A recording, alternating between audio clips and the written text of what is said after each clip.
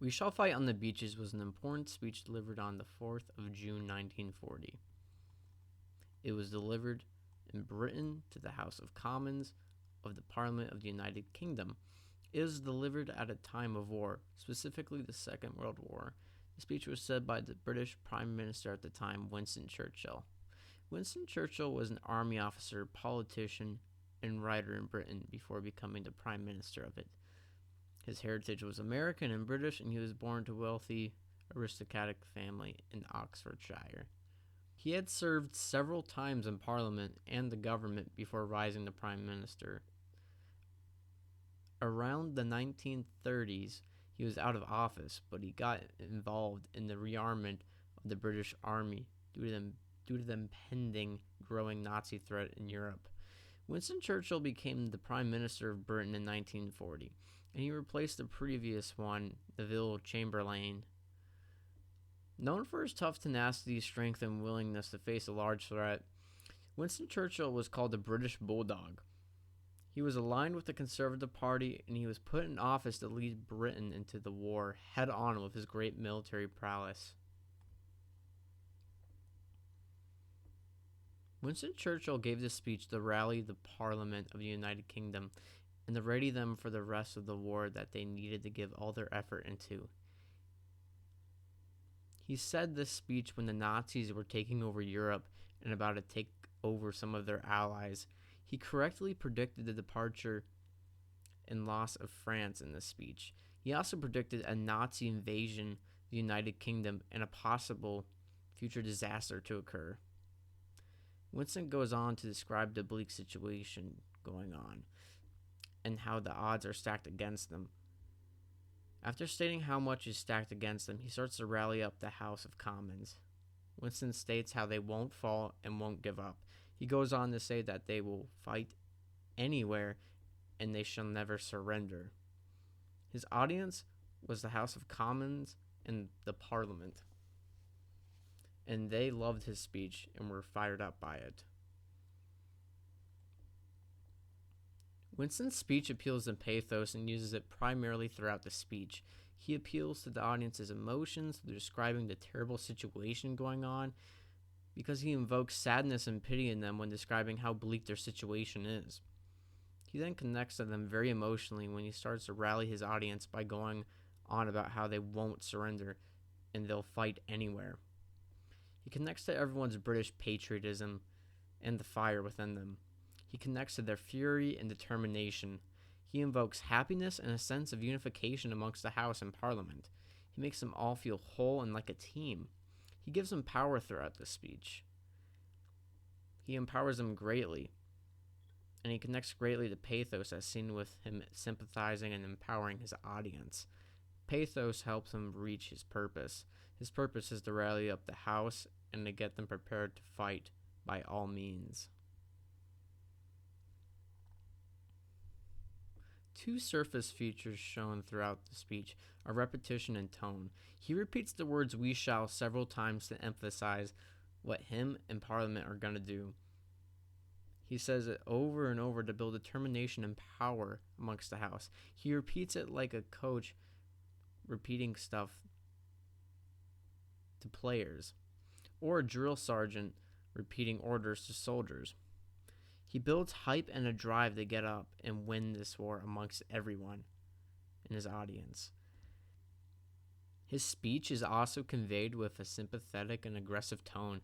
In the beginning, Winston Churchill describes the bleak possible future dominated by the Nazis and delivers it with an attitude that is sad. But near the end of the speech, he gets aggressive as he rallies the audience. He aggressively expresses how they won't fail and will continue to fight. His sympathetic and aggressive tone really resonates with the House. Winston uses both surface features to further emotionally connect with the audience. American values found throughout the speech are patriotism, power, and determination. The first is patriotism. Winston Churchill connects to the House. They're unifying them by their allegiance to Britain. He goes on to talk about how great their country is and how they'll succeed the Nazis due to how great they are. The second American value, power, is seen whenever Winston Churchill talks about how powerful they all are against the Nazis, and how they will overpower them on the battlefield. You could also say the fact that Winston Churchill is empowering the House and Parliament is also kind of, an American value of power being shown there. But the last American value I noticed in the speech was determination. Determination is seen whenever Winston talks about how they wouldn't surrender and will continue to fight. Determination is the American value most prevalent in this speech, as seen with how they talk about how determined they are, to the point where he describes how they will not fall and they shall never surrender and they shall fight on the beaches, battlefields, and etc. Winston Churchill's speech, "We shall fight on the beaches," is not only important because of the historical significance behind it.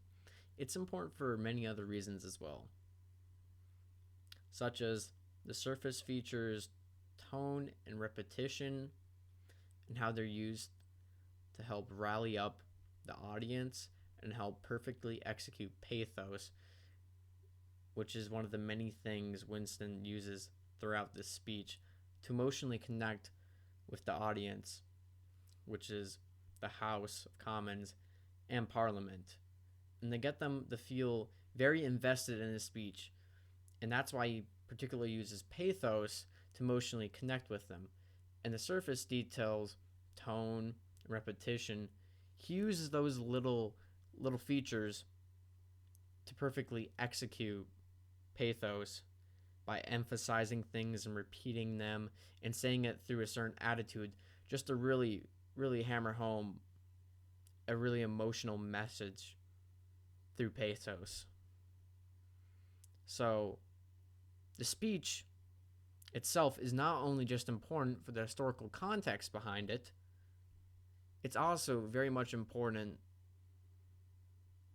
because of all the little devices in there that make it such a good speech. And people such as us can look at a speech like "We Shall Fight on the Beaches" by Winston Churchill, and we can observe those surface features and pathos that was used in it to make our own speeches that really resonate with people emotionally. And then we can look at surface features to see how we can invoke pathos.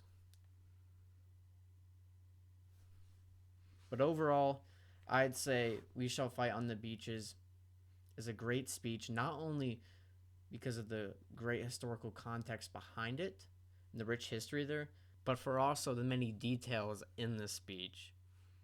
Like, for instance, the surface features that help create pathos, which in turn helps create emotion amongst the audience and helps the speaker, Winston Churchill, execute the purpose that he wanted to do all along with his speech, which was to basically rally up Parliament and the House of Commons and the United Kingdom as a whole.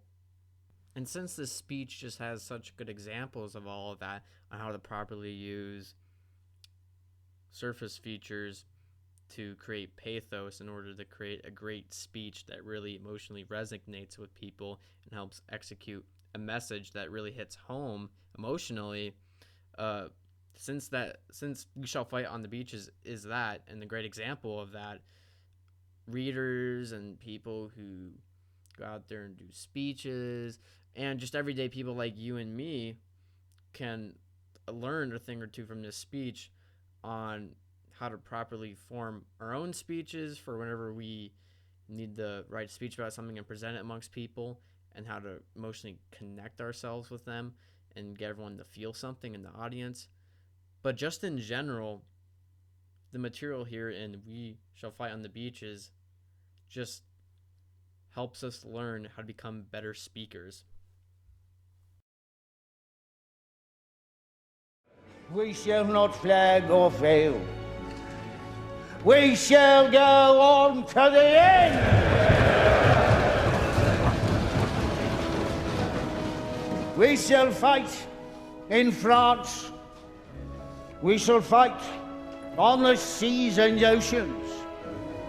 We shall fight with growing confidence and growing strength in the air. We shall defend our island, whatever the cost may be. We shall fight on the beaches. We shall fight on the landing grounds.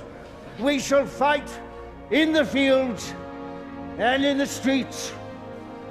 We shall fight in the hills. We shall never surrender!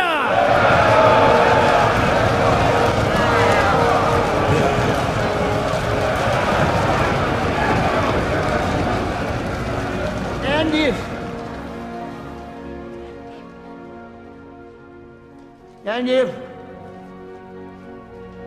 which I do not for a moment believe, this island or large part of it were subjugated and starving, then our empire, beyond the seas, armed and guarded by the British fleet, would carry on the struggle